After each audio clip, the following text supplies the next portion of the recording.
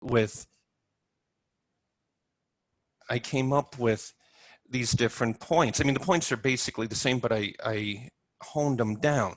So keep this idea in mind that the whole question is, the major point is, why don't these guys come back? Number one. Number two is the question of, that's going to be kind of a very quiet underlying thing, is regularity and recognition, which is a very, very, very, very messy thing to get into, and it's far beyond the scope of this book. I may or may not write something on it in the near or far future. I'm kicking around, but it's just a mess. Regularity and recognition. If we get to that today, I'll get to it, but just bear in mind, this is an underpinning, number one. Number two, this book is written to cover as broad of a net as possible, okay? So, because number one, American Masonry is not European, is not British Masonry, is not African, is not Asian. These are all different things here, and is not Australian for that matter, okay? So we all do things a little different. In some cases, we do things completely different, but it's all still, we all still kind of get along, sort of. Now, with all these underpinnings in mind, let's move on. Start off with the tenets of Freemasonry, which we all know: brotherly love, relief, and truth. Brotherly love is the basis. This is what we're all here for, to love, love each other, and how do we show that we love each other? We show it through relief, like, you need help, I need help, I help you out, or, whatever. But how do we know what true brotherly love is? By appealing to the truth, God being the source and summit of all truth. So you see a direct line: the source and summit of truth, which is God, which teaches us what true love is, which leads us to giving relief, which could be Masonic aid, or could be given to the guy on the street. Take any form, but there's a clear line of progression, and these are the three tenets which underlie everything. And of course, which again, the source and summit is the grand architect, deity, God, whatever. And where do we start learning this Masonically? I'm not talking in the general scheme of things, I'm talking Masonically. We learn these things in the lodge hall. And the earliest form of learning this, I'm talking, again, officially here, is in degree work. In the degrees, yes, we become a Mason. There's that whole transmission of lineage thing going on, of course, absolutely. But there are lessons encoded in those degrees. And we learn these things. Now, the way I would propose Masonry operates is that we put for the York, you'll see this in York Rite degrees versus Scottish Rite, for example. Scottish Rite, it's much more philosophically put there. York Rite stuff, the Royal Arch, Mark Lodges, all that stuff, that's more hands-on. It's more experiential. And the Preston Webb lodges over there very much practice this. You're shown things, you go through things, whatever, and there are lessons encoded in there, and they slip them behind your conscious mind before it can even reject them. Does that make sense? Where it's like, these are the actions we're doing. There's a lesson behind, which is not, sometimes it's explained like in the apron lecture, sometimes it's not. Different aspects of the degree, and guys who are Masons will, I'm hoping I'm not being too vague here. And even when it's explained, there's still even subtler lessons, and these are put, into these actions, into these words, and it seeps into our minds. And that's why I think the Americans memorize stuff. You memorize it not just to spit it back, but it provides you a basis. We'll get to this later, but you are learning on several different levels. In order to facilitate this, we have initiations. I mean, initiations serve a couple of different purposes, okay? One of which is opening your mind to be able to contemplate deeper truths. Okay, I mean, yes, there's the pass, again, there's a passing on of lineage, but there's also initiations are very much a psychological thing where going through those actions, seeing those things, hearing those words, answering whatever, it has a deep, as the ritual says, has a deep and lasting impact. And it allows you to go back and study things in a way, you'll understand them in a different way. You know, if you read, okay, Miguel the New Guy, if you read, for example, Albert Pike now, yes, he's boring as all get out. He reads like stereo instructions, but brilliant. If you read them now, you'll get probably 75, 80% of it. Go back in 6 months' time, you'll get more of it. Go through those Scottish Rite degrees, you'll get even more. Okay, same thing. Now, in order to facilitate that, the lodge, not only as a group of guys, but as a room, is a sacred space. Okay, you have to, and that's why we have opening and closing rituals. You know, number one, those opening and closing rituals remind us of what we went through in the degree work. If you're, you know, does certain things, but they also set that space, to use a very vague term, that space aside from the normal daily life, hence sacred, not holy. Holy is different. Sacred, it takes that space, sets it aside so that we can do sacred, again, set aside, work for a higher purpose. Okay, you do those things at the beginning of the lodge. You open the lodge, it sets up the space. And it sets us up both mentally and spiritually, because these are two different things, to be able to do this Masonic work. The Masonic work is done, and then you close the lodge, which shuts down that sacred space. Everybody follows. Excuse me. And the more you do this, the more it contributes to the health of the lodge. You know, the inactive lodge is a happy lodge kind of thing. And this lodge health, you know, we talk about in numbers a lot of times, actually brings into question the health of what's called the egregore.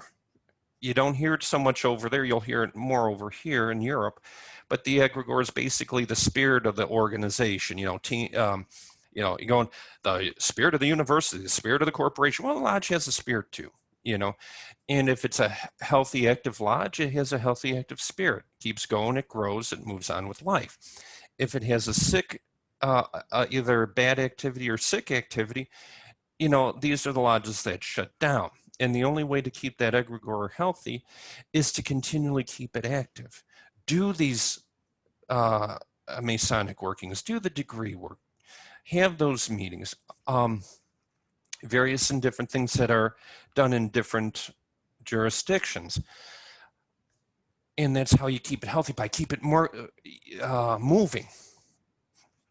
And that healthy egregore contributes to the sacred nature of the space timey-wimey, to use a Doctor Who term, the timey-wimey term of space. You know, this, not, you know, physical space within the four walls, but also that mental and spiritual space that is within the lodge workings. And that sets up the young man to learn better. In this case, for example, like Miguel the New Guy. If we have the sacred space working right, he'll get a better degree. He'll be a better prepared Mason. Okay? Now, talking all these philosophical terms begs the question, Masonic esotericism or esoteric Masonry. Slippery, it's, some guys love it, some guys hate it, some guys don't even know it's around. It's not everything. Esoteric Masonry is not everything. However, it's at the core of Masonry. Okay, esoteric Masonry losing my English. Esoteric Masonry is that spiritual core of Masonry, and it's those teachings that get handed down from mentor to student. Okay, where I make the difference here, esoteric Masonry versus Masonic philosophy. Masonic philosophy is written down. Okay, Albert Pike, Regini, Mackey, Waite, all those guys that write in esoteric terms. That's philosophy. They're using esoteric terms. They're trying to explain esoteric ideas, but esotericism, whether it's Masonic, Martinist, or whatever, is a personal experience, okay?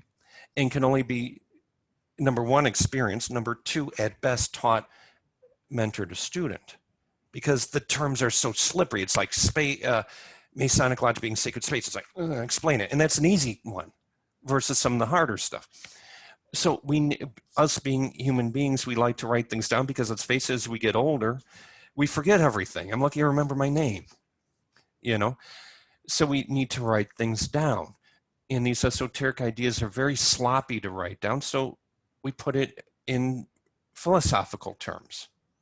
So that's why I always make the difference between Masonic philosophy and esoteric Masonry, because philosophy is the written tradition that we can easily, here's the book, I don't know, whatever by, wait, read it. Esoteric ideas dressed up in philosophy. Versus, hey, brother, Miguel, the new guy, you, come here. Let me show you what this means. This is boom, boom. This is what my mentor taught me. Boom, boom, boom, boom, boom. And this is why it seems like this is pretty spot on. That's where esoteric Masonry begins, and then it flourishes in the contemplation of our symbols.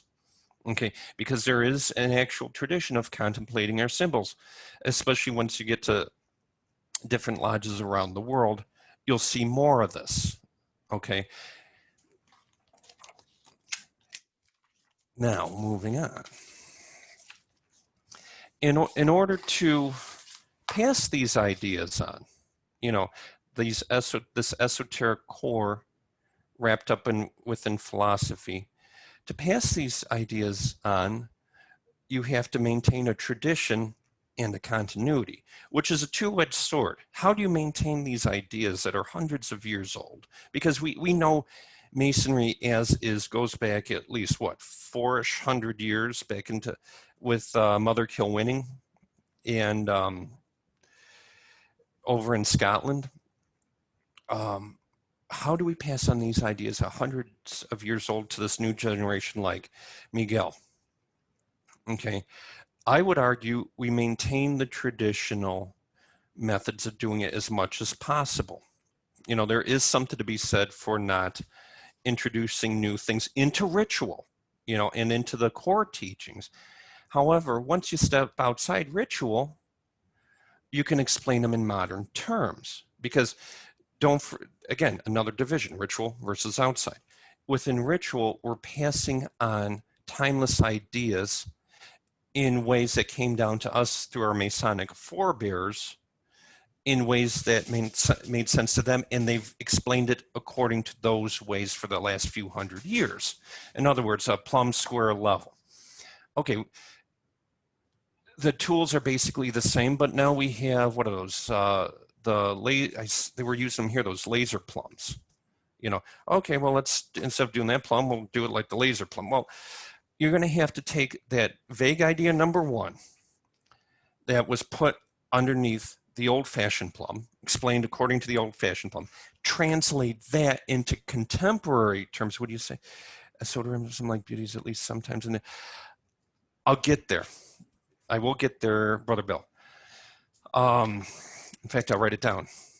Esotericism, eye of beholder. Hopefully I can read my writing. Remind me when we get to the questions, if I don't address it first.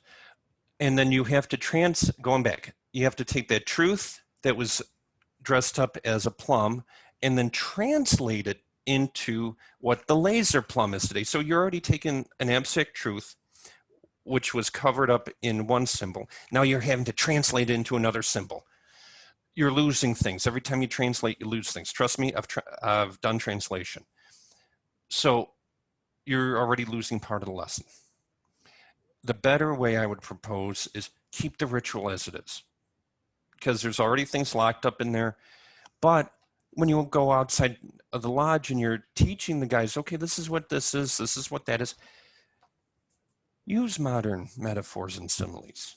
to explain it, because he's still got that basic ritual in the back of his head, because he's, you know, either written like over here, writing papers, or memorizing it like it is over there.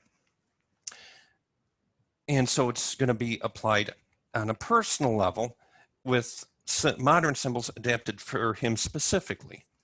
So maintaining that tradition guarantees that transmission of information. The continuity comes in on the mentorship level. So you have the maintenance and the continuity, the keeping of the ideas, the passing on of the ideas. And this brings us to ritual and degree conferral. And this is really a question of quality on the part of, this is more of a point for the officers of the lodge here. Always do your best. There's no question around it. We have to do our best when doing degree work. However, we're humans. Degree work in most lodges gets done at the end of a really, really long day. There's very few daylight lodges out there. Most of us are tired by the time we get there. Do your best. Over in States, you memorize the lines. Here in a lot of the places in other parts of the world, it's read. So regardless how it's done, do your best. And on those of us past masters sitting on the sidelines heckling everybody, we have to remember that sometimes that heckling, we're there, our role as past master is encouragement. And number one, we have to show up, show support for the new guy, you know. Number two, show support for the guys doing the degree by being there. Our presence, this is a lot. And then giving advice and help when we're asked, not to intrude, but when we're asked. It's not that we should be lazy. It's we have to hand on the lodge to the new guys. So in order to respect that, my rule's always been, I'm here. If you want something, I'll do anything you want, but ask me, because I don't want to intrude. I can really be pushy at a bad time. So please, you want something, ask me. And this is what I think the best thing for past masters to do. Now, bringing this into the context of a ritual, the officers are putting on degree work, and in a lot of cases doing it from memory. This is a lot of stress. This is very difficult to know where to be, at what point, what body movement, and what exact words to say. That's a lot to remember. And if we as past masters are jumping, oh, he forgot an and you get like 5 guys yelling an and in some cases, we're wrong because we've forgotten half of the ritual, to be honest with you. We're going to throw that guy off, because there's nothing worse than, and the officers will know what I'm talking about. There's nothing worse. I'm going to give this lecture with this pause at this moment for theatrical impact. And you pause, 5 old past masters jump in and start feeding you a line, meaning well, but they just killed your pause. And then that forces you to just rattle the ritual off, you know? So there's got to be an understanding amongst us as officers and past masters. The officers, learn your stuff, of course. Do it well, of course. But us, to learn when, you know, sit back, watch the guy. If he's, then throw him a line. Or even better yet, have one single lodge prompter. You know, I used to see that. In fact, I think I used to do that when I was Master Lodge. Okay, you're the prompter. Everybody else keep their mouth shut. He does it alone. And it worked. A guy would get in a rut, the prompter would say, you know, it's and whatever, Mrs. and guy'd watching here, and boom, boom, boom, keep going. That usually works, because don't forget, it's not the candidate, the new guy, Miguel, the new guy, he doesn't know what the ritual is. He doesn't know if we're doing it wrong, you know? So if we miss a word here or there, yes, that impacts the integrity of passing on things. However, that can be fixed later by teaching him the ritual, you know, as part of Masonic education. But you can't fix a messed up degree. So a guy misses something, let it roll. Go back and fix it after, you know, okay, you know, and you can do it subtly. And as we learned in our degree, well, I don't remember that. Well, okay, maybe we made a mistake. Maybe you didn't catch it. There's a lot going on. But this is what it is. Boom, boom, boom. You can fix that. But you can't fix a degree messed up and then a guy thoroughly embarrassed on the floor.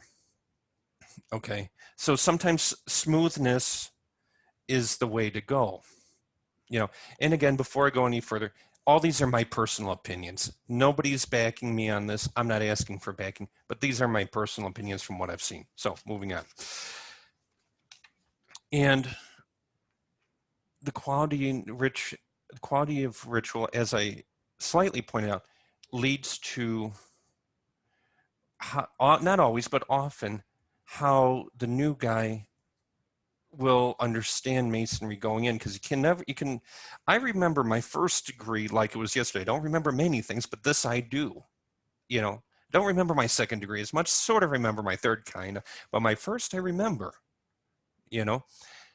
That first impression is going to be lasting throughout Miguel the new guy's whole life, and that's going to inform how he is as a Mason in a lot of ways. Not in always, but in a lot of ways. So there's a very heavy responsibility on us as officers and past masters for our new guys. And also there's a responsibility for, a real bad term, but it's, I don't know what to call them. That's what they've been called. Sideliners, guys sitting on the side, because what I don't know if we realize it or not, but when a new guy comes through, at least me, first thing that I was impressed by is when you see two rows of guys standing up in front of you, it's like, wow, there's, like 25 guys in this room. Wow, that's a lot. This is an impressive thing, So those sideliners, even though that's the worst possible term to use, they're important too, because there's a solidarity there. When back then, I as a new guy, am going through this. Wow, there's a lot of guys here. In the front of your, we always say, well, it shows the importance and it shows this and you're not thinking in those terms. At least I wasn't when I was going through my degrees. What I was thinking is, wow, look at that. That's something else. I mean, literally, nothing too deep there, but it made a huge impression. And that's talking from the Masonic side. Now for the new guys, looking at you, not only literally, but physically, because I can see you. What are we looking for in the new guys? Because let's face it, and I put it in,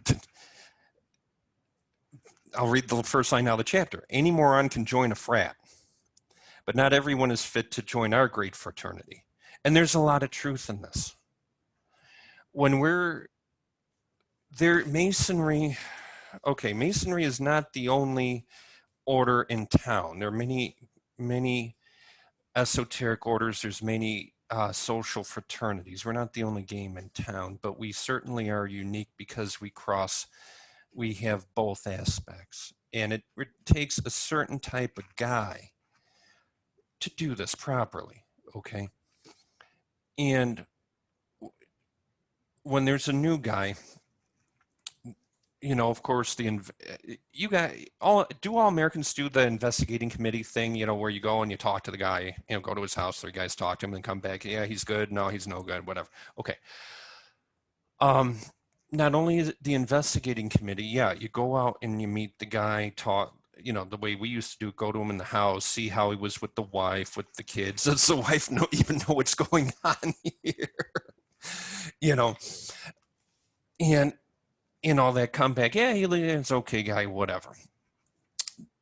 I would propose there's more to it than that. You want to see, number one, is he a good guy? Because nobody wants somebody that's no good in any fraternity, number one. Number two, is he good for Masonry in general? Because there's a mentality here. And number three, is he good for this lodge in particular? Okay, and every jurisdiction and every lodge has got to define that differently. Okay, because every lodge has its own little spirit, its own little egregore. Okay, and there's different mentalities and different temperaments that exist in my lodge that don't exist in your lodge, that don't exist in yours, and don't exist in yours. Because I see Kentucky, I think Maryland, California, Arizona, and I think Colorado over there, and all the mentalities are different. Okay, in all these different lodges. So we have to see, is this guy going to mesh? You know, and not just is he a good guy, he may be a great guy, but there may be a guy already in that lodge or my lodge or anybody's. Oh, Puerto Rico. Hey, hello. There may be a guy in that lodge that outright hates this guy coming in, and the new guy coming in through nothing he's doing, that just bringing him in may cause friction within the lodge, you know. But hey, look, there's 100 other lodges in this country, you know, number one. You know, number two, is he even a good guy? I mean, is he worth anything? You know, which is actually the first and the bigger question. And this is why we have, you know, whether it's investigating committees or, you know, in some places of the world, you have to know a guy for 2 years before you can even talk to him about membership or any of that stuff. Okay, let's say you get past that hurdle. You know him for 2 years, you talked to the lodge, you invited him, or got past the investigating committee. Now we got to vote on this guy. You know, this is where the bullet hits the bone. And this is one thing I see argued over on the internet a lot. What's the worth of voting? Because any place I've ever been, everybody votes somehow, whether it's the white balls, the black cubes, or a white poker chip and a black poker chip, you know, whatever. It all boils down to electing a guy in. Now, and any place I've been, it's always been a secret voting. Miguel, the new guy, just so you know, when you go through any place I've ever been, you get voted on, like I just said, okay? And it's an anonymous vote, you know. I've seen it where they have like a little, usually in states you have like a box and the guy will drop in a white ball or a black ball. You can't see what he's dropping in. I've seen guys walk around with the bag and your white chip or black chip, and it's an anonymous vote. So nobody knows what's going on, and it's anonymous. I'm kind of explaining this backwards, but for a reason. It's anonymous because in most, if not all places, and one of the few things I've seen anywhere I go, those votes are sacrosanct. Yes, some places will allow for a revote. Yes, some places will allow for 1, 2, or even 3 negative votes. Some places, no negative votes are allowed. But what it is you're voting for the integrity of Masonry, number one, the integrity of your lodge. Okay, you're not voting for the new guy, you're voting actually for your lodge. What will be the best way for the lodge to survive in the future? What's the future? The new guys. Miguel, the new guy, he's the future of the lodge he's going into. He's the one going to carry on our stuff when all of us old guys are dead. Okay, it's him and then the guy he brings in. So whatever, once he gets in, we're not only thinking about him, but the guys he's around and guys he's influencing and influenced by. So our vote, that one meeting, will influence 2 generations of Masonry, minimum. Okay, so we have to vote with the lodge in mind. It's kind of a backwards way of thinking on the surface, but this is actually what we're doing. Because, Miguel, please forgive me, I'm not being mean, okay, please. If he doesn't mesh with the lodge, or he's a bad guy, he's going to be bringing in problems later, and the guy he brings in is going to be bringing in further problems. Okay, if he's a great guy, he's going to be building up the lodge will grow, and he's going to bring in other good guys. Okay, this is what you're looking at. So the vote is not a mere symbolic thing. I've seen black balls drop, you know, and because that is actually the last line of defense for the lodge. You know, the first line of defense is checking the new guy out, you know, whether it's through investigation committee or you kind of watching your buddies, you know, on the invitation, countries that do invitation, kind of watch a guy, yeah, he looks okay, yeah, you know, oh, hello to New York. Yeah, he looks okay, yeah, you know, or the investigation committee, whatever. That's the first line of defense. The last line is that vote. Because once he's voted in, once he's initiated, he's ours. And that's it. Unless if, you know, he breaks some major Masonic rule, gets brought up on some kind of Masonic charges. Until then, he's ours. And even then, there's some things we are still obligated to him for the rest of his life. We're still obligated to him no matter what on one or two things. If you remember what I'm talking about, at least in some places of the world, I know where I am, and so no matter what, once he's in, Miguel, the new guy is ours. He's ours. His wife is ours. His kids are ours to help and take care of. The whole widows and orphans thing. That will be our responsibility. So the investigation committee thing, the voting thing is hugely, hugely, hugely important, And then again, on the flip side, once we get past that hurdle, like I said, the responsibility of us to him kicks back in, but now it's really a two-sided thing. We have responsibilities to each other because we're family. The new guy is now one of our guys, So we have the obligation, while he's going through the degrees, to make sure he learns the material he should be learning, not just the written material, whether it's catechism work or his mandatory visitations or the paper he has to write or whatever it is in that jurisdiction. But we also have to, we have a moral responsibility, whether or not it's encoded into the bylaws and the rules. We have a moral responsibility to teach him as much as we know and as much as he can handle as he goes up the degrees, But on the other hand, he has a responsibility to do his memory work. I'm assuming because you're over in the States, you're doing memory work, Miguel. He has a responsibility to keep on top of it and learn his stuff, or write the papers, do the lodge visitations, whatever. He's got to be proactive in this stuff, And if he falls off the wagon for whatever reason, the responsibility flips back onto us. We got to check on this guy. He's ours. Don't forget. We have to check on him. Hey, Miguel, are you okay? Oh, no, I'm working graveyard shift and I'm dog tired at the end of the day. Okay, understandable. Or, man, where have you been? You haven't been to a meeting in like 6 months. What's going on? Well, I'm working second shift. Meetings are at that time. I can't show up. Is there another way to work around this? Because life circumstances change.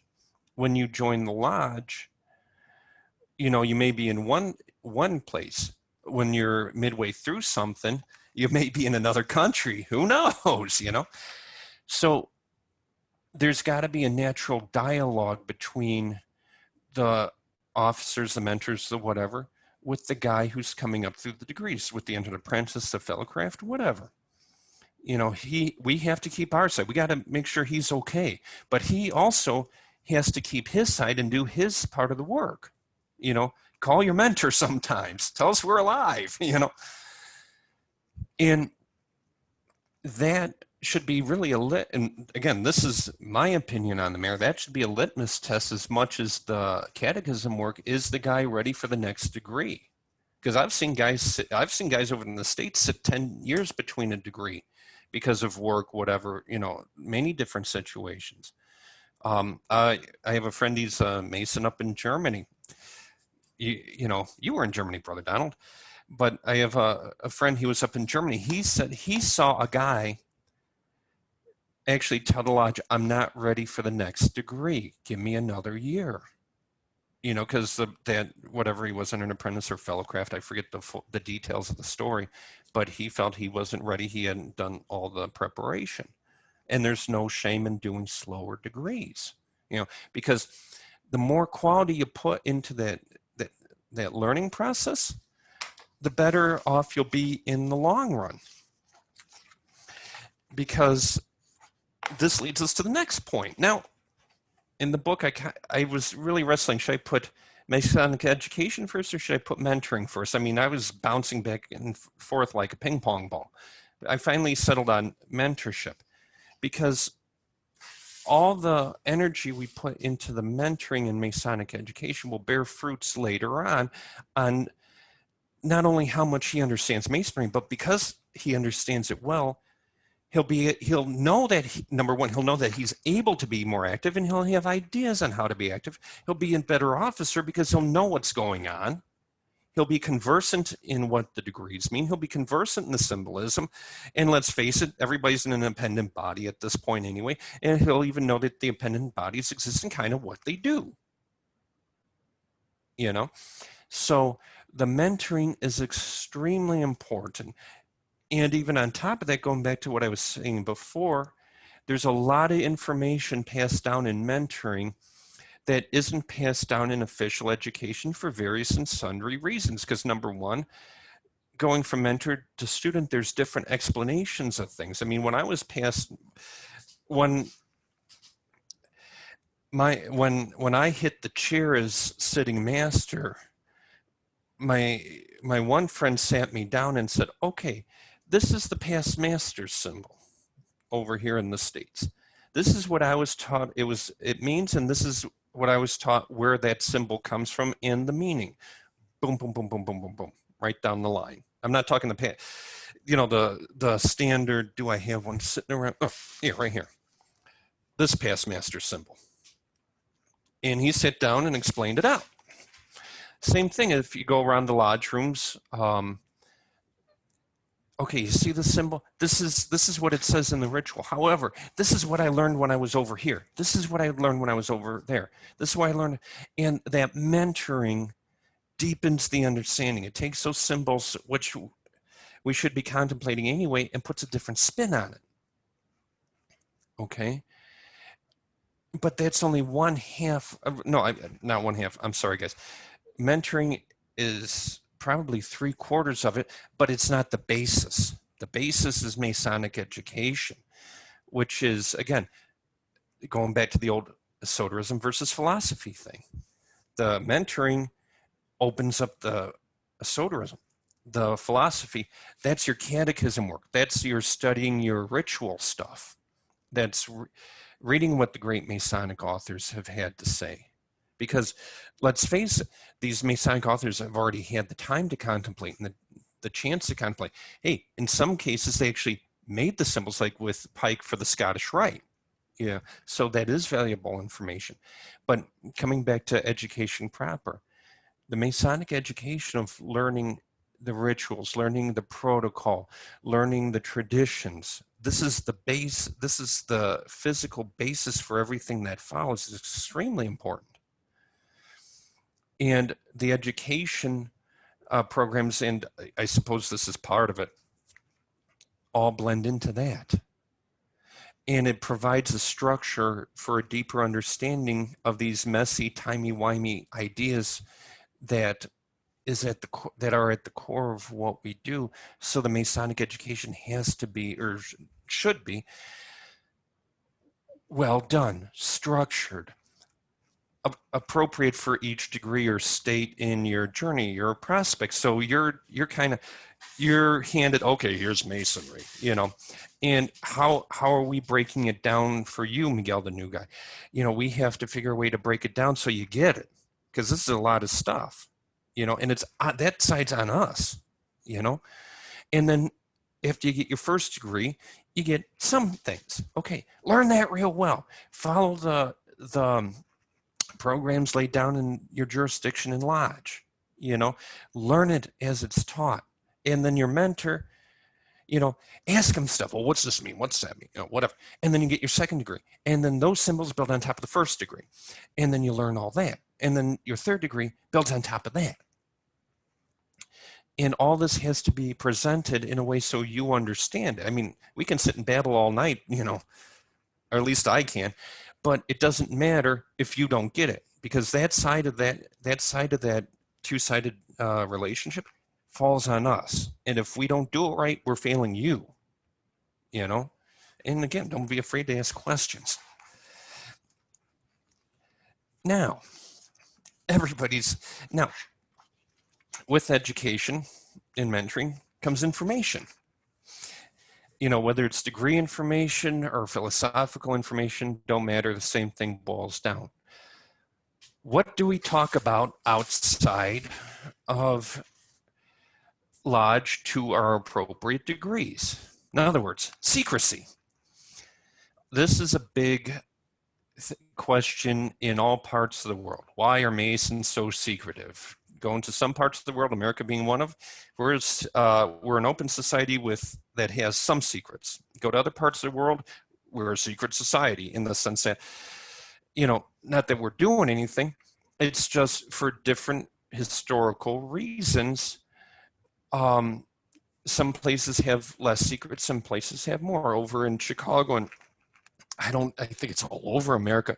You can walk down the street. Oh, there's the Elks, there's the Moose, there's the Masons, there's Knights of Columbus, there's this, there's that. It's just, you got signs. Here, the lodges are not.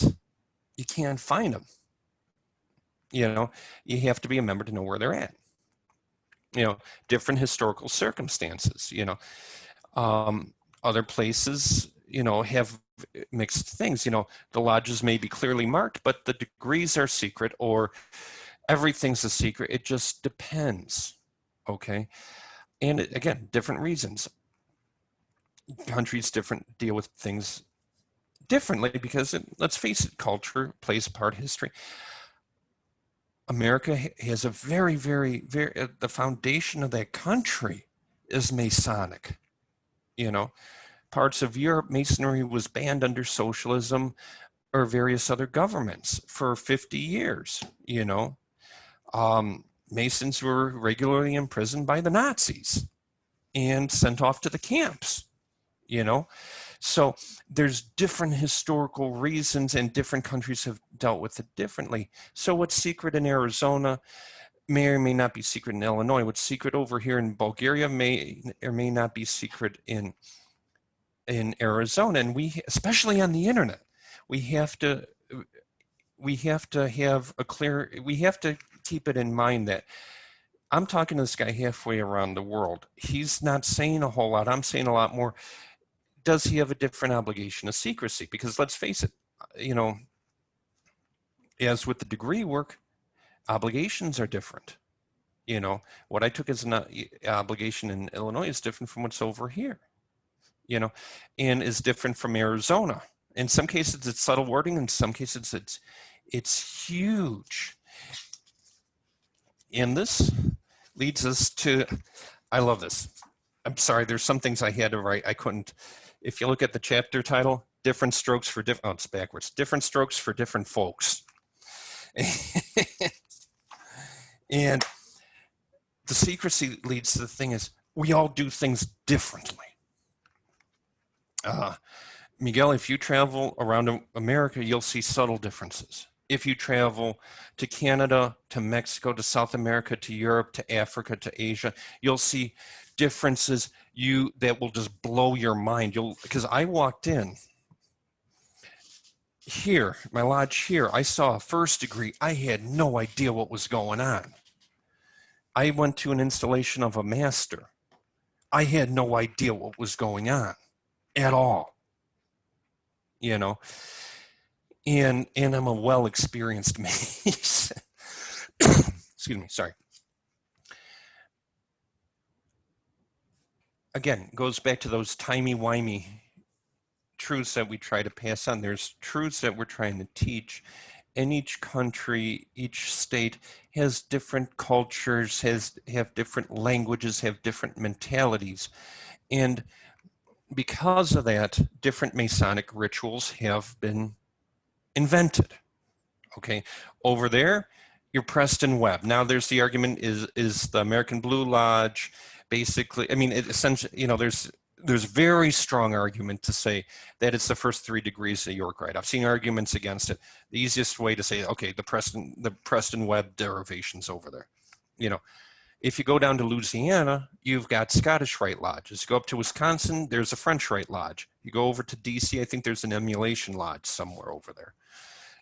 But there's all told, my guess, this is not my expertise in any stretch of the imagination, all told, if you have 50 lodges that have a different rite of Masonry than that common Blue Lodge Preston Webb derivation, it's a lot over there.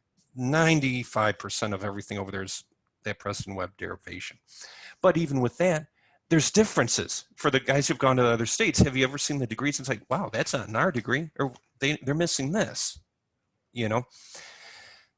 Once you go to those other rites, I'm not talking rites as in Scottish Rite, York Rite, all that. I'm talking ritual, big R ritual in Masonry. You have big R ritual, then you have, which are, the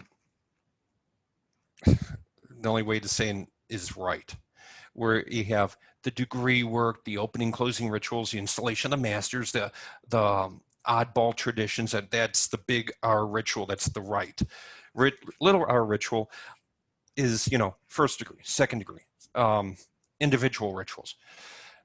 When you see these other rites, whether it be the French rite, the Scottish rite, the German AFAM rite, the emulation, the rectified rite, which is a beautiful rite. This, if you ever get a chance to see a Swedish rite, this is one thing I really want to see. You'll see huge, huge, huge differences. It won't even look the same. I mean, there's certain things that I've seen everywhere I've gone, Plum Square level, but there are other things that's like, what is going on around here? They're huge. And things that we take for granted, the minute you step outside to a different jurisdiction, may not be for granted. There was the whole thing last year, was it Nevada? They said, we're Bible only. There's only a Bible on our altar, period. Go to other places, it's whatever the religions that are present in the lodge. It could be a Bible and a Quran, Bible, Quran, and Torah, Bible, Quran, and the Eddas, whatever. Or if you go up to the northern countries, up to Scandinavia, where they do the Swedish rite. I'll back up a second. In most lodges in the world, all you have to do is believe in God in one way, shape, or form. Go up to the Swedish rite lodges up in Norway, Sweden, and one or two other countries. You have to be a Christian to join, period. In this, guys will ask, how is this possible? Masonry is for, okay, what is Masonry? What is worldwide Masonry? It's a fraternity, oldest, largest fraternity. Well, yes and no. The way I've come to understand it, the easiest way I've had to wrap my head around is we're a confederation of individual fraternities, generally on the national level, but state level over in the States, provincial up in Canada.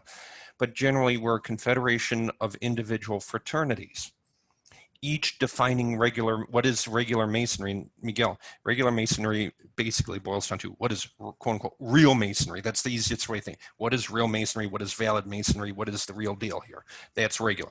Each jurisdiction defines it for themselves. Okay. Now,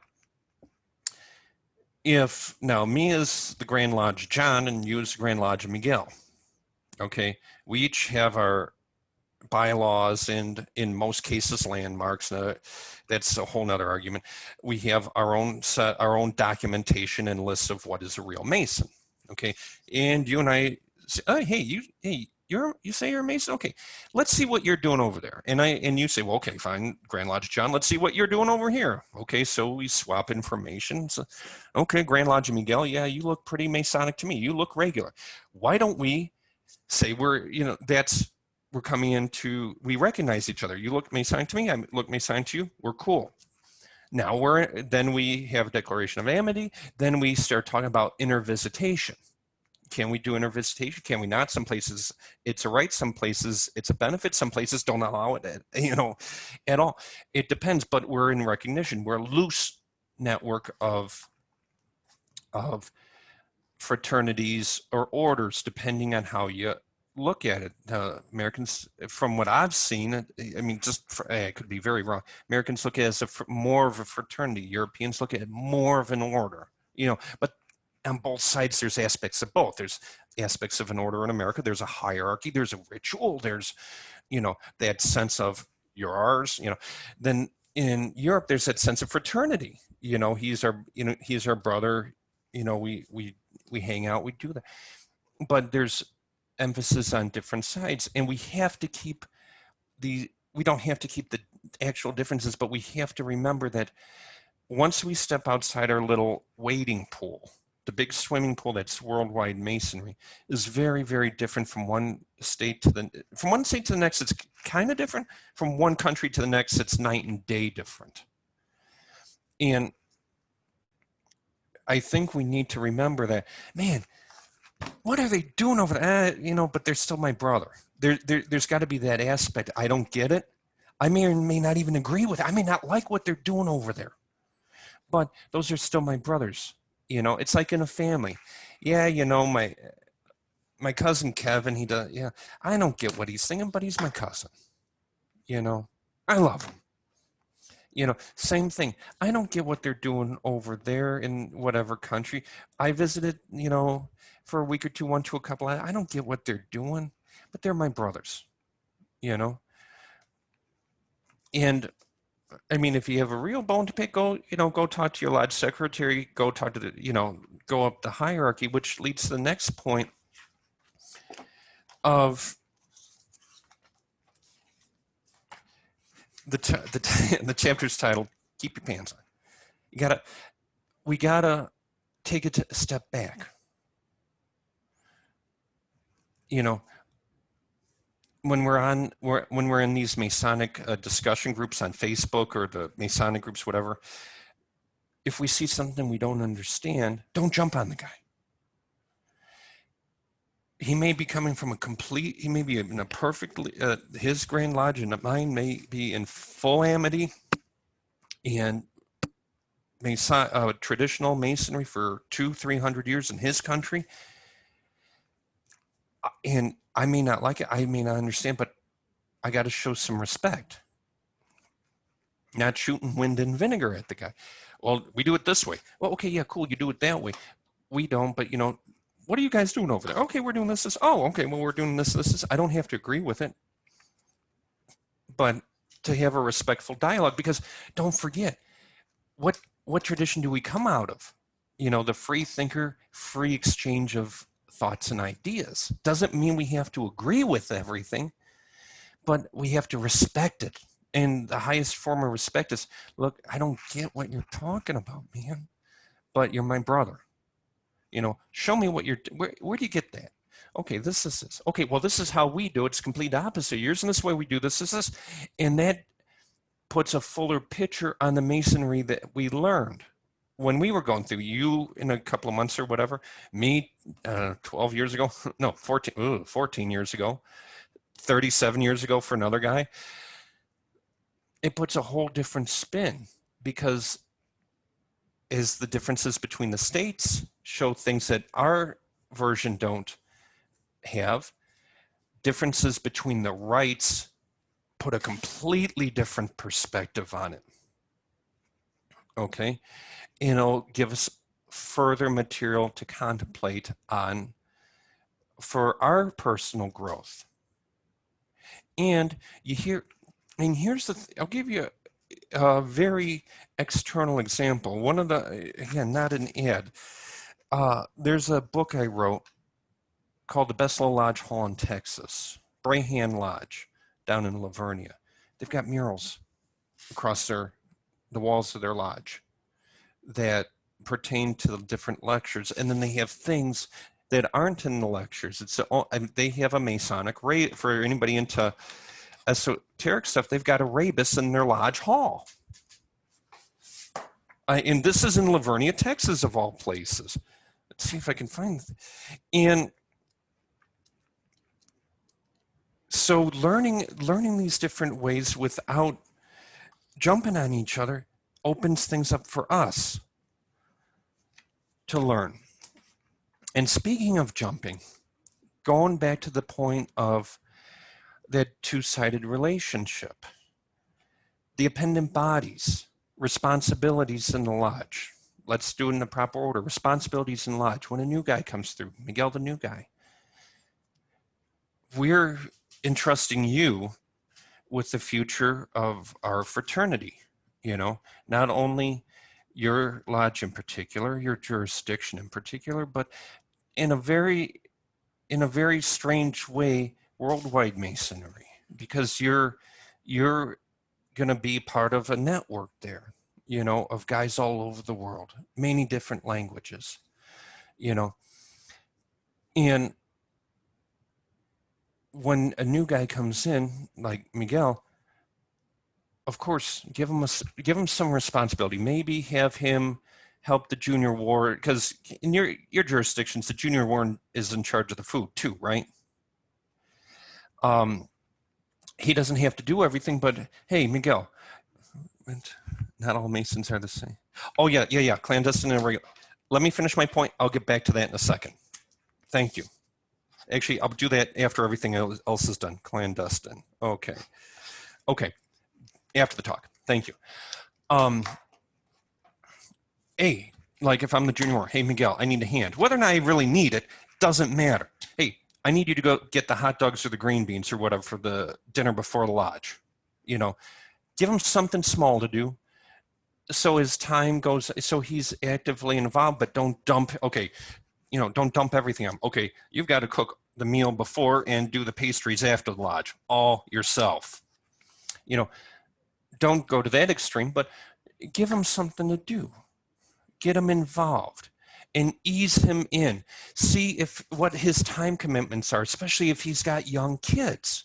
My guys ask what's if there's anything I could change in Mason and what I've done in Mason. My big thing is I would have waited to join until the age I am now, because my daughter was like 2 when I joined, and by the time I was master, my son was 1.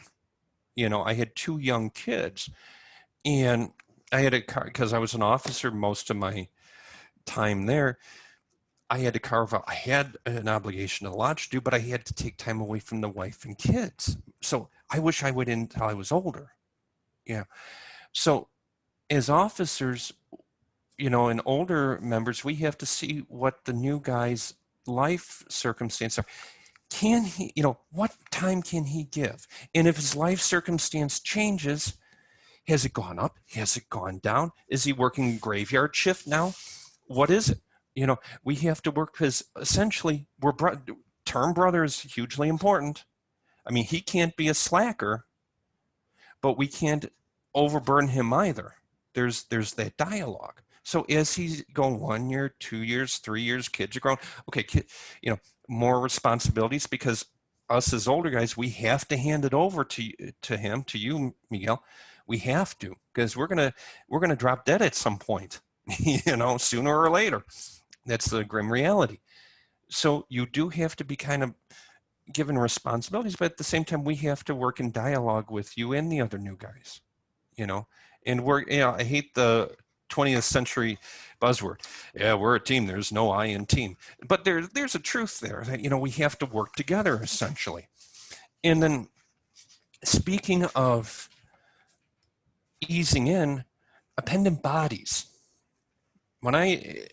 Back years ago, I was a member of so much stuff. At one point, when I moved here to Bulgaria, I finally said, okay, what am I not even active in? What doesn't exist in Europe and Bulgaria specifically? I'm going to demit out of that stuff. Not because it's bad, but because you can't do everything. And the appendant bodies, when I was a master of the lodge, my suggestion was give the new guy 1 year before you even talk to him about the York Rite or the Scottish Rite or the Shriners or Grotto, whatever. I mean, I'm a huge fan of all those bodies. I was, back in the States, I was Scottish Rite. I was a member of a lot of stuff in New York Rite, all 3 basic bodies, chapter commandery, council. I was York Rite College, I'm a PSM and AMD, all that stuff. The only thing that's left now is chapter and AMD, but back when I was there, I was a member of everything. It was my own choice, but I was. But eventually I dropped out of most of it because I wasn't involved. There was no point in pretending. Same thing with the new guy.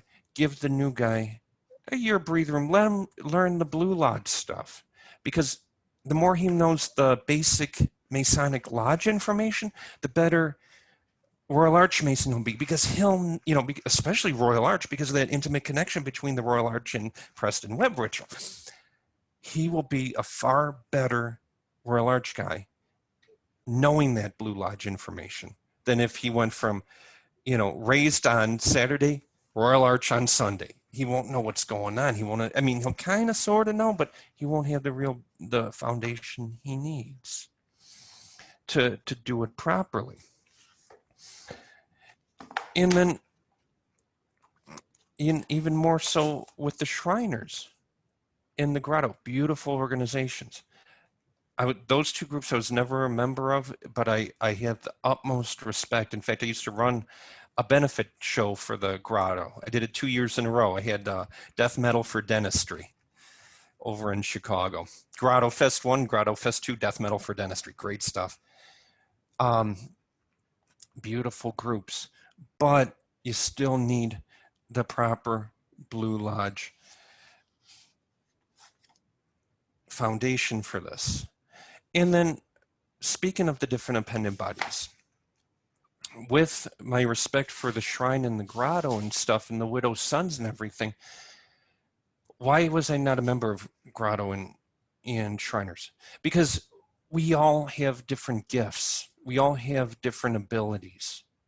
Not everybody is the same. When I was a young Mason, actually, when I was sitting in your chair, Miguel, I figured I went into Masonry because I was interested in the philosophical and esoteric side. That's why I went in. When I was sitting in your chair, and probably a few years after, I used to think if you weren't into esoteric Masonry, you weren't a real Mason. Okay. Then I sat in the master's chair, looked to my left, looked to my right, looked around the lodge, and I said, that secretary there, he thinks all that esoteric stuff is witchcraft. But without that secretary, this lodge would close under my administration because he runs the thing. Look to my right. That treasurer doesn't even know that stuff exists. However, without him, we'd all be let out in shackles by our brother in the IRS to be pounding rocks in Georgia. Without the Shriners, we wouldn't be living that proper expression of brotherly love and relief and truth that we should be living through charity. Without that ritualist guy over there that memorizes the ritual but has no understanding of the meaning of the symbols, without him, we couldn't do a ritual because we wouldn't know what we're doing. So everybody's got their own thing going on. There is something to be said for to each his own. So what I realized sitting in that master's chair, yes, esotericism is the heart of Masonry. That's what we're all trying to communicate in one way, shape, or form, whether it's through philosophy or through ritual or through helping the kid with a broken leg in the Shriner Hospital. We're all contributing to Masonry in different ways. And quite honestly, not everybody has to understand what the other guy is doing. And quite honestly, we probably shouldn't understand every single thing because if we try to do everything, you end up doing nothing. But that doesn't mean we don't help each other out. It's, well, brother needs help here, brother needs help there. We're still helping each other out, respecting those groups. Like I've said, being an esoterist or whatever you want to call it without having love for your neighbor is the worst kind of selfishness and the worst it's bad. It's the worst you can be. I'm an esoterist. I know this, and I've done, well, good for you, but have you fed the hungry? Have you done dental work for the kid with Asperger's? Have you helped out the kid in the burn unit? Have you have you contributed at the Scottish Rite Language Center? Over here, the widow's sons help out orphanages. Or did you pitch in money to buy that ambulance? Did you help out with the COVID stuff? And on the practical Mason side, we don't have to understand the philosophical and esoteric stuff that the SRIA is into, or the SRICF, but they're our brothers, you know. So, you know, it's on us to support them, not understand, not do it with them, but you know, they're our brothers. And having this dialogue going back and forth and not a competition, we actually go further, which which leads to the idea of, you know, let's all pull together in all our own little niches or whatever. You know, we're all pulling this juggernaut of masonry along down the pathway of time. And ultimately, what are we trying to do? We're trying to take good men and make them better. And how do you take a good guy and make him better? Like I said, with the recruitment process, you get the good guy, you educate him, you work with him, you learn from him too, believe it or not, but each in our own way. You know, again, Shriners do one thing, AMD does another, but we're all pulling together. And if the other groups need help, whether or not we understand them, let's help them. And one big part of that help is living outside of the lodge. Like I was telling the guys before we went on air, Club G, there's a private club for Masons here. And, you know, we get together, we have, you know, it's literally a club. I mean, there's a bar in it, there's sitting rooms, there's a library, meeting rooms, dining rooms, wine cellar, whole shooting match. And we go there, we just hang out sometimes. There's ladies' night for the wives. You know, it's a fully social thing. And that rounds it out. Because if we only go to lodge for whatever meeting or whatever charity, it becomes a work responsibility. It's essentially we're paying to work, you know, which we have to do work. We have to do that side. It's extremely important. But we can't forget the fraternal side, because that also pulls it along. Because if we're just doing the meeting thing, yeah, we're calling each other brother. Yes, we're helping each other out. No question. But we're not emotionally invested in that guy. That guy's not our friend. You know, we're lacking in a deeper connection, you know, because like I said, tonight I'm going to see the guys up at Club G. They're my friends. They're my brothers. Going to go relax with them, have an evening off kind of thing. And from that, you get a renewed energy because you're among friends and brothers. And with all that, this I believe, I could be wrong, is the lifestyle of Masonry. We're a fraternity, we're brothers, we're an order. You know, we work in a structure. We have different aspects, different outlets, different expressions based, you know, to learn the truth, to love each other, and to express that love, brotherly love, relief, and truth. And we can, and it appeals to people of all different countries and cultures, and in doing that, hopefully, and I think we are, you know, I've seen we're all chugging along here to make the world a better place. Now, 2 points I was asked about, and if there's more, type, and if I don't see it or forget you guys, please tell me. I had 2 questions. The one of esotericism in the eye of beholder, and then the question of irregular masonry. Esotericism in the eye of beholder. Yes, there is a certain subjective nature to esotericism. Yes, there is. However, we are a specific, given the transmissions of the lineages that we have, there are certain things that are properly Masonic and some things that are not. Without breaking obligations, that's why I'm vague here, I'm sorry. There are things that are legitimately Masonic, forms of the esoteric ideas, philosophical forms that are Masonic. There are things that are not, though. Okay, we can't while we're all coming from different religious backgrounds, different ideological backgrounds, there is something that makes Freemasonry unique. Every jurisdiction literally defines it on its own. But and that's why travel is important, because you'll see what makes Masonry in Illinois. You'll see what it is in Arizona. And in case of the Americans, a lot of it, most of it lines up. But you go over to other parts of the world, they may have a different definition for a symbol. They may have a completely different attitude. You know, it boils down to that brotherly love, relief, and truth. Yes, in one way, shape, or form. I've always seen it that way. You know, any place I've gone, those are always the basics. You know, making good men better. Whether or not they say it, it really boils down to that. But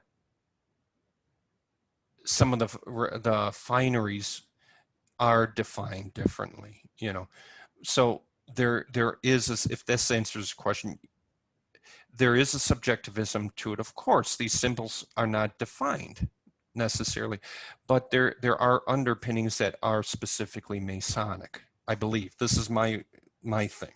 Okay, am I right? I don't know, but that's what it seems to me. If that answers your question. Now, clandestine and regular Masonry. The brother who brought that up is completely correct. Again, it goes back to recognition and regularity. There are different, depending who you talk to. Sometimes clandestine is synonymous with irregular.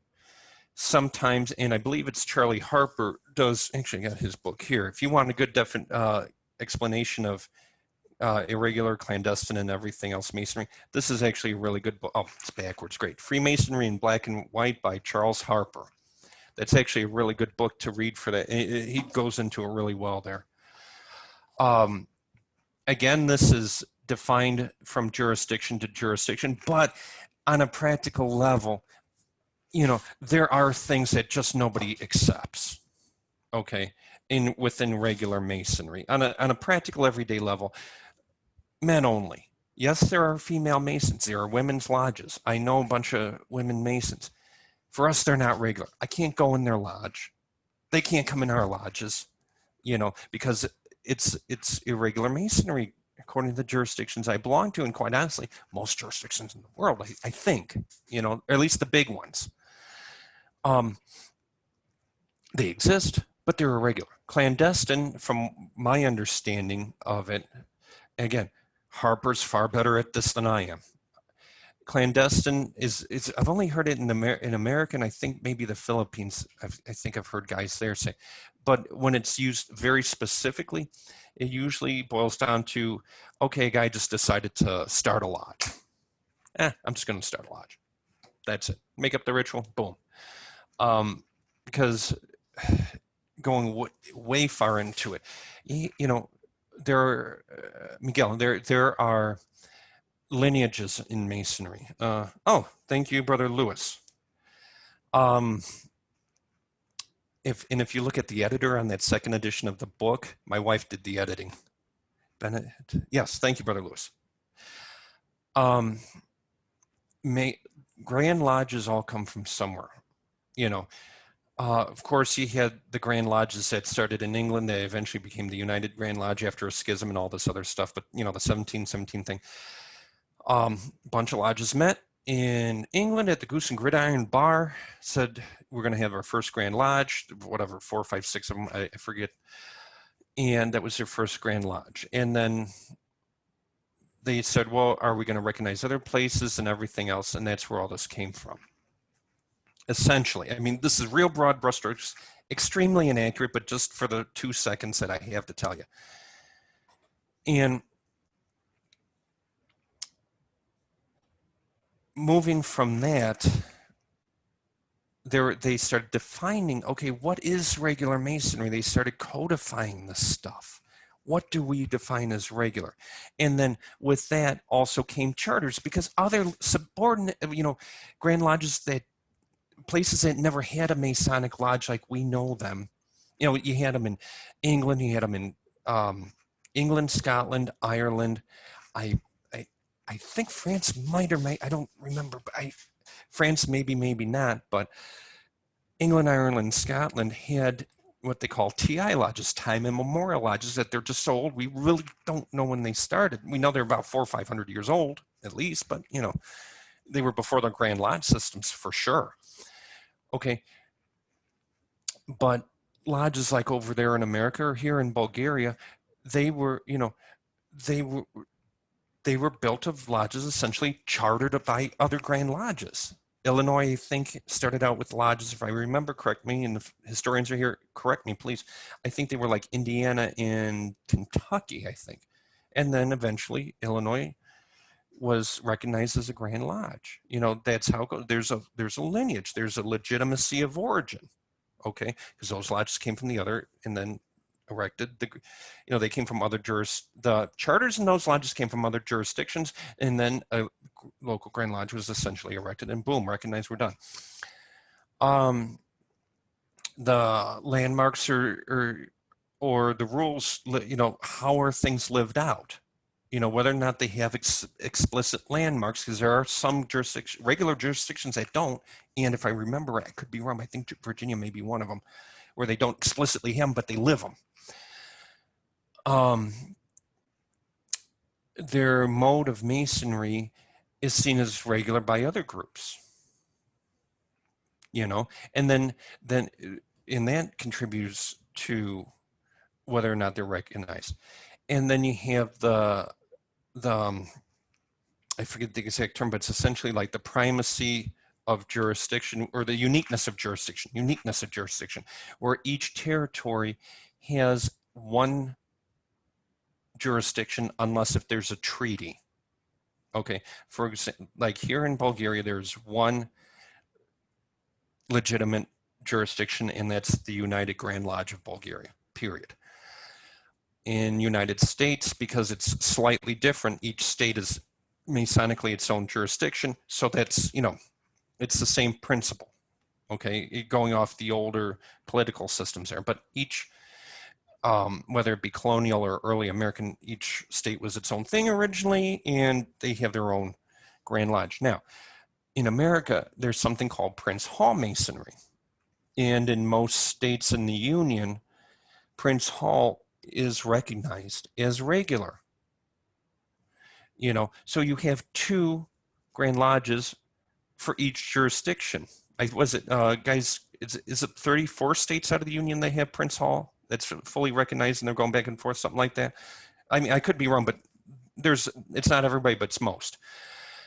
So, but that's a treaty those states have with each other. You know, the State Grand Lodge and the Prince Hall Grand Lodge basically say, yeah, okay, we recognize each other. It's the same geographical territory, but hey, you know, whatever a guy wants, you want to go there, you want to go there, it's up to you.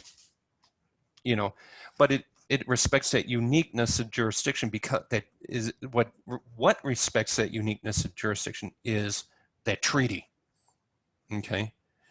So, and those are basically the guidelines that the National Conference of Grand Masters follows when seeing, is a Grand Lodge, National Council of Grand Masters is a non-binding body, when the recognition committee is non-binding body that advises whether a Grand Lodge, what, you know, from the American point of view, whether a foreign Grand Lodge is, you know, meeting the standards of recognition. Okay, and those are the three standards. What are they doing? What is their origin? And, you know, are they a competing Grand Lodge somehow in one way, shape, or form? Again, real broad brushstrokes, not completely accurate, but that's the deal. And that's your clandestine / your regular versus regular Masonry thing. And you as a Mason will see this, and it comes down to the question, this is why working with your secretary, your lodge, is important when you visit outside your jurisdiction. And in some places, and technically, I think it's general Masonic protocol, you kind of have to go through the chain of command.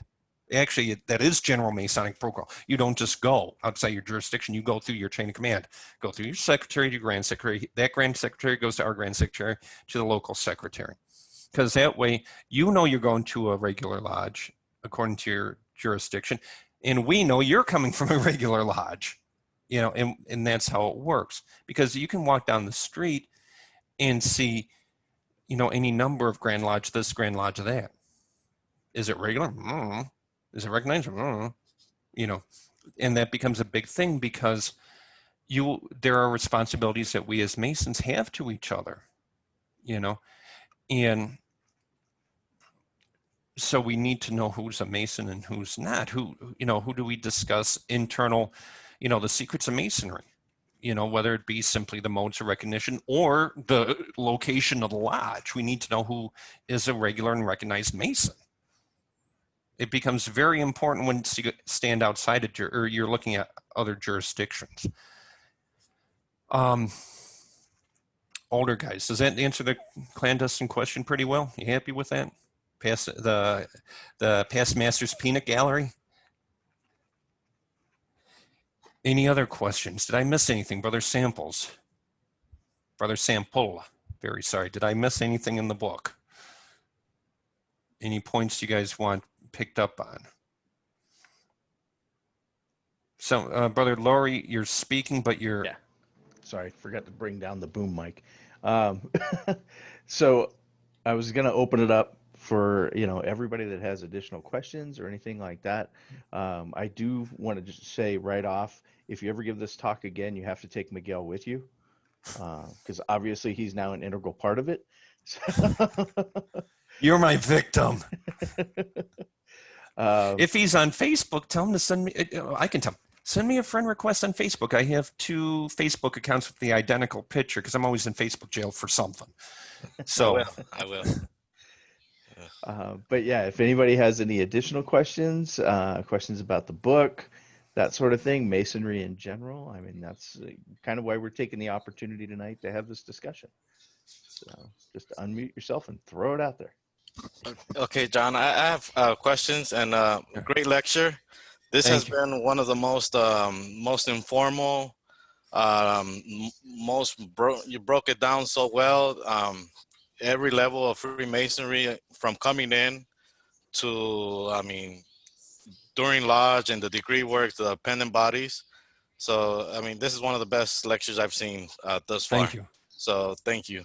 My question for you is, how has Freemasonry made you better? I know that you joined for philosophical and esoteric reasons, but how has Masonry made you a better man? Well, 2 ways, I guess. Number one, it pulled me down off my high horse. That's one thing for sure. No, I mean, seriously, because like I said, a lot of the stuff I put in the book where the attitudes I'm saying are no good, those were a lot of my attitudes, you know, because I learned from different guys, different things. To purchase a book is, oh, very good. Thank you, brother. It pulled me down off of my high horse, number one. It put me in intimate contact with guys that I never would have been in contact with. And because I have friends from all over the religious spectrum, all over the political spectrum, and everything else. And that's been a great learning. And one example, and I'll get back to it directly your question, but give you an idea, speaking of across the spectrum. I go to different Grand Lodge meetings, you know, I go to like Grand Lodge here, Grand Lodge, different Grand Lodge meetings and international congresses. And so I'm sitting in rooms with Masons from, you know, let's see, America, Bulgaria, Serbia, Greece, Romania, France, England, India, Cote d'Ivoire, Ivory Coast, Mali, Turkey, and I forget where. You know, just Russia. Russia's another one. Sweden, Germany, from all over the world. And I have been in rooms where guys have from 2 different countries have a deep, I mean, just by tradition, deep national hatred for each other. I'm not talking dislike, I'm talking hatred. But we were all brothers in that meeting and outside of that meeting. You know, anywhere Masons I've been, whether their countries are at war or just don't like each other, it's always, those are my brothers. Yeah, but no, those are my brothers, period.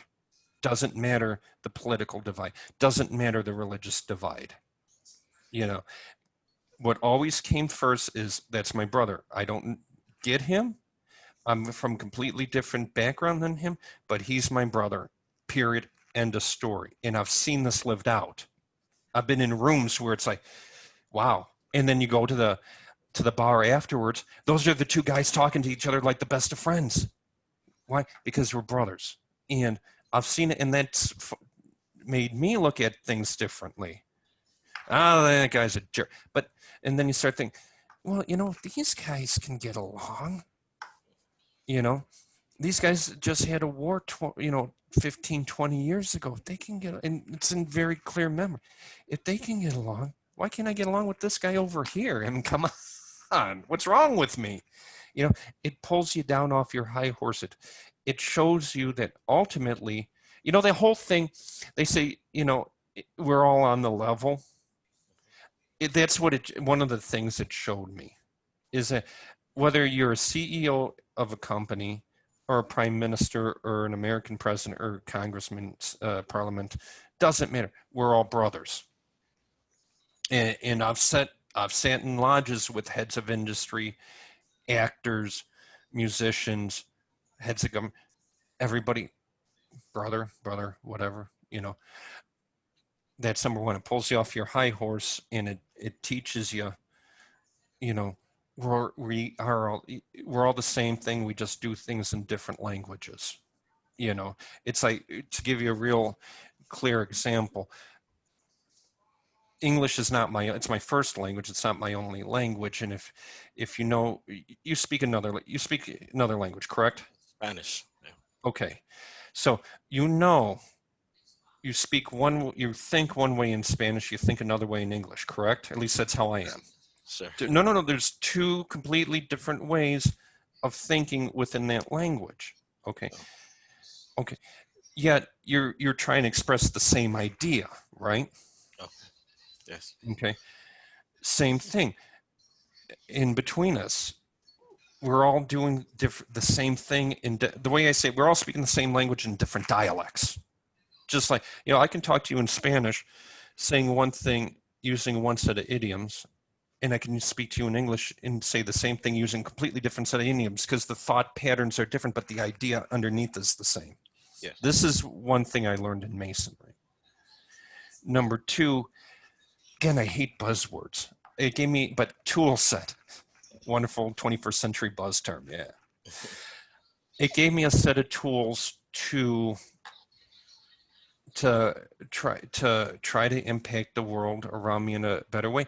Guys say, you know, like I said, my proudest moment was the Grotto Fest, was that metal show. You know, why? Because even though I'm not a grotto man, you know, I got a bunch of bands to play for free, and one of the bands drove from Detroit to Chicago both years, played for nothing. 100% of that door charge went to the grotto. You know, and it gave guys ways to impact the world around them. My other biggest pride was bringing the widow's sons here to Bulgaria. I was never a widow's son in America. I don't even own a motorcycle. You know, guys wanted it brought here, so I helped them get the charter. But if anybody, you know, I've got my honorary membership. I haven't hung the pictures yet, the frames yet, but sitting over there, I've got my cuts and everything, you know, my vest with everything. And when people see me back in Chicago, see me with the widow's sons vest on, they're like, "Do you have a Bulgarian flag?" Yes, because I was never American widow's sons. I've only been over here, you know. You know, that's like my big pride over here. That's my baby. I mean, I was only a member long enough to bring the charter, and then I quit active membership. I said, this is yours. I don't want it, you know, this has got to be a completely local thing. But I stayed on as honorary. Why? Because Widow's Sons does such great charitable work. They're the physical face of Masonry in this country. Everything else, it's, you know, I can't like, if you don't want me to tell another, if you're Mason, Bulgarian Mason, I can't say that you're a Mason to somebody else without your permission. That's a violation of secrecy. Now, but the widow's sons, they're a public face, you know, of Masonry. They do a lot of charity work. And that's, I mean, I love the SRIA, I love AMD, those wonderful organizations, memorable, but those aren't my pride. Those two, the Grotto Fest and the Widow's Sons, are my pride, because they are a concrete way to make the world a better place, to help kids, to help the poor. I mean, because here we still have orphanages here, you know, and like I said with the Club G, that one orphanage had no, the Masonic Club had a charity for Christmas to give the orphans and one in the city's Christmas gifts and everything. They had no idea we were Masons. They just thought we were just a private club of gentlemen helping. They had no idea we were all Masons, you know. And that's what one of the things Masonry does is that in America it's very blatant because that's the culture. You know, you have Shriners, Grotto, but it's still the same principle. You now have tools that you would not have had otherwise, you know. And we're not, honestly, we're not the only organization that does. I mean, you have Knights of Columbus, you have Rotary. They're both very charitable organizations. So we're not the only game in town on that one. But specifically with us, we now have tools and we have outlets, we have means to help people, you know, to really help the poor and disenfranchised. Because if you get a chance, go to the Shriners. Do you guys have a Shriners Hospital over there where you're at? Yes. Okay, go to the hospital. If there's Shriner in the crowd, take them to the hospital. Show them around. If you have a Scottish Rite Speech Center or whatever it is, I forget. Take them there. Show them what the Grotto does. If the Widow's Sons over in Arizona do charity, which I assume they do, show them that stuff. Or if Grand Lodge of Arizona has charities, because some Grand Lodges have. We're not a charity. We're not a charitable organization, but we have pet charities because of that tenet of relief. Show them what it is. Show them, Miguel, what we're doing. You know, that's what it gave me. Number one, it took me off my high horse. Number two, it gave me an ability to help to live that brotherly love and relief and truth that I never had before. Perfect. Next. Very good. So any other questions, folks? If I could ask one more question, Yeah. What advice in these times of COVID and the challenges of being in lodge, what is one advice you can give a prospect for dealing with this period of darkness, and you know, any advice what we can do to I don't know, study Masonry, or I don't know. Well, okay. The two questions there. I'll answer the second one first. To study Masonry, that's a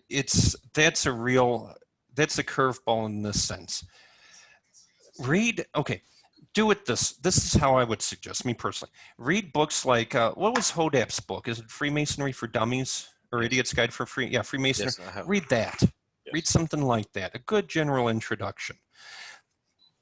And then you can once you start going through the degrees, read stuff and ask, if you're not assigned a mentor, get a mentor. Say, hey, you, come here, I need a mentor.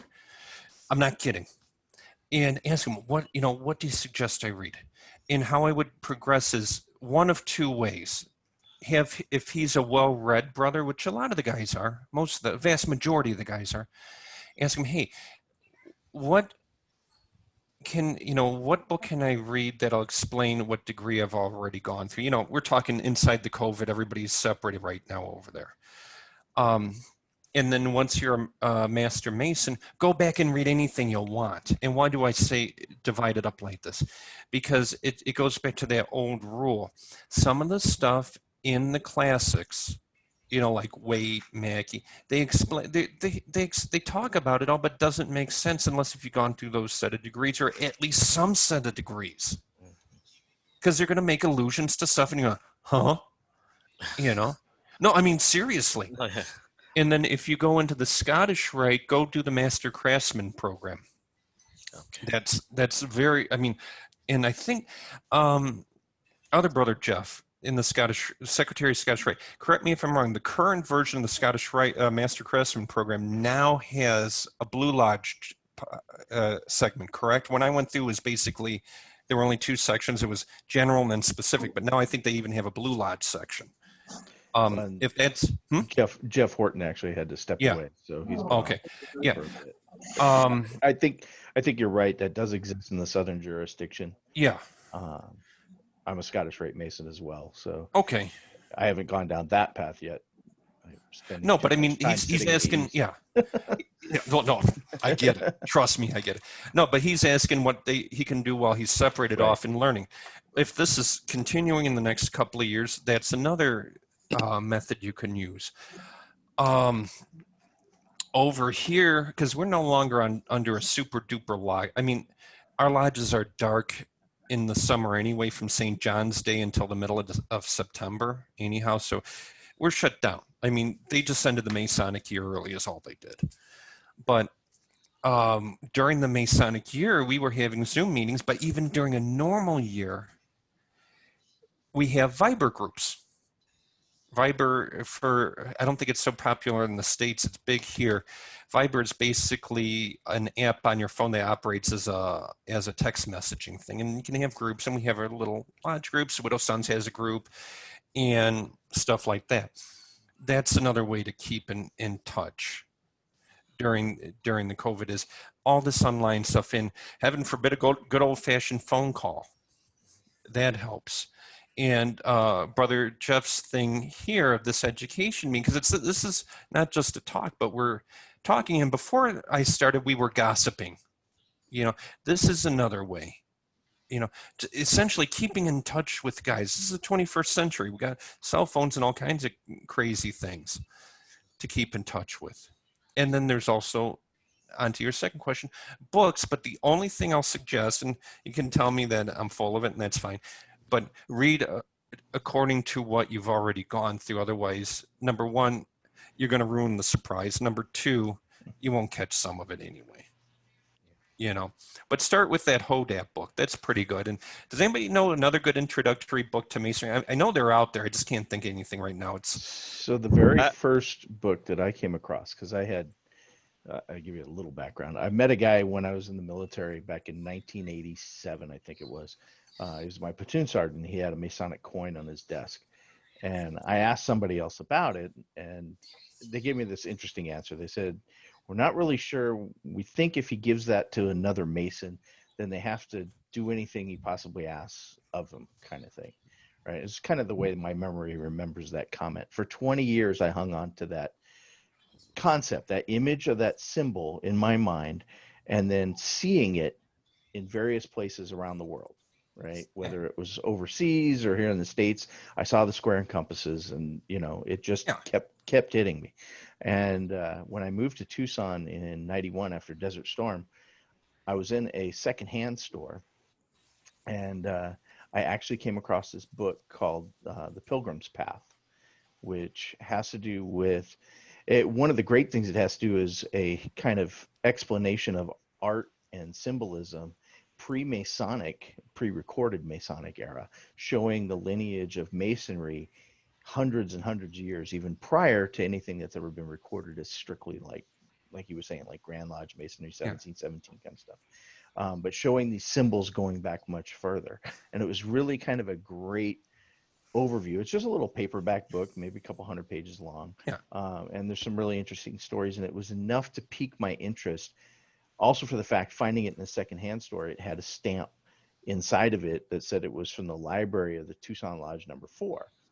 All right, meaning somebody had borrowed it and then somehow it wound up in a secondhand store. So me thinking, oh, here's my great opportunity to find out where a lodge is or what a lodge is. I'll take it and give it back to them. As like I rescued this book for them. What a great deed I've done, kind of thing. And it was funny because I've still got the book because I never got around to it. I wound up meeting somebody else that got me into Masonry, and I just wound up keeping it, even though I go hang out at Tucson Ford Lodge now all the time because that's where Yeah. Steve Millay meets. But those kind of books, and Jeff can attest to this, because I was part of raising Jeff in Masonry, and even when he came in, and I said, whatever you do, don't read anything on the internet, because 99% of it is going to be wrong. They're going to tell you that they're right, and they're going to explain to you why they're right, and you might even believe some of it, and I can't tell you what's right or wrong, and I'm not going to. That's part of the mystery of it too. Figure it out yourself, I kid. love keeping that open, because you know what? Go find out any crazy things that you possibly can, because you're going to want the answer to it, and you're going to keep coming back and keep coming back. I just recommend against it, because I don't want to spend that much time like deprogramming you from the stupid stuff that's out there. But it's nice to know what's out there, and it's nice to know there's some interest around it. But you'll find out everything there is to learn about Masonry, at least foundationally. And then the exploration, it just opens up the opportunity for you to learn whatever it is that you want to learn. However Masonry takes you, what symbols might interest you, what philosophies might interest you, whether it's the esoteric, whether it's ritualistic, whether it, I mean, you name it. It's all out there and it's all available to you, but you don't have kind of the Rosetta Stone for it yet, is the problem. And that's where the degrees come in. And that's where having a mentor, like he was mentioning, helps you decipher those kind of things, puts the allegory into something that you can try to understand and equate it to symbols or acts or events in your life, or how you want your life to be, and apply Masonry to it. You know, Luis loves this kind of stuff. I mean, he's a book magnet, you know. Oh, And he loves to dig into this kind of stuff, and I really want to. We're just having a new relationship with Luis. He moved here from Puerto Rico to Tucson, and he joined Aaron Lodge, and we are looking forward to a long period of deeper esoteric understanding because of what he's learned in Masonry and imparting that to us. So I'm sorry, John, you were going to say? I have a question for Brother Luis, wherever he is. Let's see if I can get a picture up on. He's the other bald guy. Oh, there you are. I see. Hello. Hey, can you send me the information on that Lavangini book also? Over like Messenger or something? You're muted, buddy. I can't hear you, man. There you go. So can you send me your email or Facebook Messenger? Yeah, if I can. Facebook, but I left Messenger, so I Okay. can still Hey, communicate. we're Brother Sample, good Brother Sample. I don't know how to do the messenger. Here, I'll do it. Let's see if I can do it on chat. Type a message. Another name that he's known for is Magister or Magister, Okay. but his name is Aldo Lavagnini. El Magister. Okay. No, Has that's three manuals: EA, FC, and Master Mason. They're in Spanish. There are that's not a probably problem. translations available. I'm getting rusty, but I'm a Spanish speaker. Oh, That's why I did at USDOL. I'm a Spanish speaker. I'm losing it now. I'm in Bulgaria, but reading it's perfectly fine. In Just fact, a quick second, guys. I want to let you know I'm going to stop the recording here.